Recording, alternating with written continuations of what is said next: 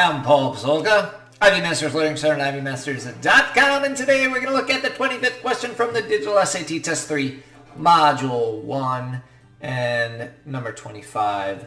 We only want to pay attention to this part. The question will always start with the student wants to, so just this part. Contrast the emissivity of reflective metal fibers with that of silicon carbon fibers. So you might not know emissivity, so it doesn't matter. Just say contrast the something about the reflective metal fibers with the emissivity, something about the silicon fiber, carbide fibers. It's going to be making a comparison.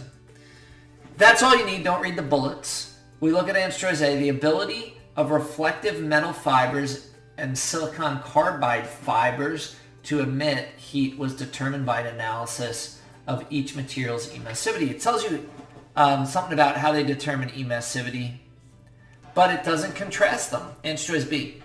Amount of heat a material absorbs is equal to the amount it emits, as evidenced by Abebe's analyses. Well, it tells you something about emissivity. And by the way, you might see here, emit means to give off. So emissivity is just the noun form of that verb, emit. Let's check out answer choice C. Though the reflective metal fibers and silicon carbide fibers had different rates of emissivity, Abebe planned to use both in a garment. Now it does say that they have different rates of emissivity, but is that a great contrast? We'll leave it there because it does say that they're different. Answer is D. Whereas the reflective metal fibers had an emissivity of just 0.02, and the silicon carbide fibers absorbed large amounts of heat, resulting in emissivity of 0.74.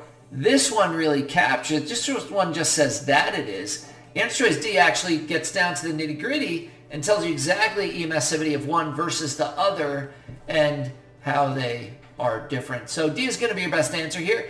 Thank you for joining us today. If you like this video, click like. You can share it with someone who has difficulty with bullet questions. Remember, you don't need to read the bullets. Only about 1 in 30 you're going to have to do that. If there's any question you'd like to see answered from any official PSAT or SAT or ACT, leave that in the comments. I'd be happy to shoot a video on it. Click subscribe so you don't miss anything. Check out this bulleted question up here and check out the short videos. Go to IB Masters Learning Center, the playlist. Find your test and module number, shorter videos just below these longer videos. Have a great day.